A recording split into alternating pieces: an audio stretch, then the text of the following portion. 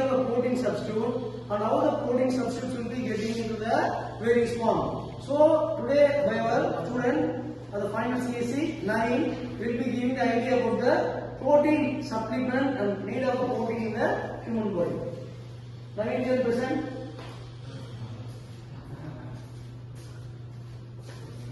Protein synthesis takes place through a process called translation. This process occurs in the cytoplasm. It involves the regenerative genetic codes. Ribosomes of a cell help in translating genetic codes into a polypeptide chain. These polypeptide chains become functioning proteins only after undergoing certain modifications. So these are the type of various sources of protein in nature. Although there are debates about intake of carbohydrates and fats in order to maintain a proper health, a minimum amount of daily protein intake is always the doctor's first recommendation.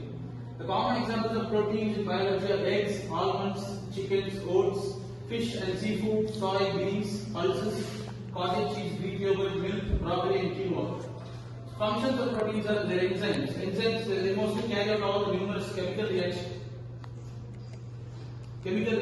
which take place within the cell. They also help in regenerating, recreating DNA molecules and carry out complex processes. Next is hormones. Proteins are involved in creation of various types of hormones which help in balancing components of the body. For example, the hormones like insulin, which helps in regulating blood sugar and secreting. It is also involved in digestion processes and formation of digestive juices. Antibodies, also known as immunoglobulin, is a type of protein which is majorly used for the immune system to repair and heal the body from foreign bacteria. So they often work together with other immune cells to identify and separate antigens from increasing until the white blood cells destroy them completely. So finally, it's energy.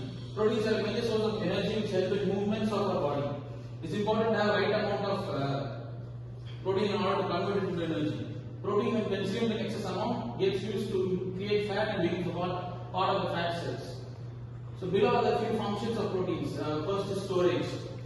So functions are legume storage, albumin and proteins.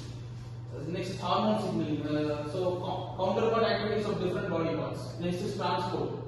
It transports substances throughout the body through lump or blood cells. Contraction. So to carry out muscle contraction and digestive enzymes. Breaks down nutrients present in the food. Lipids. So lipids are organic compounds that contain hydrogen, carbon, and oxygen atoms.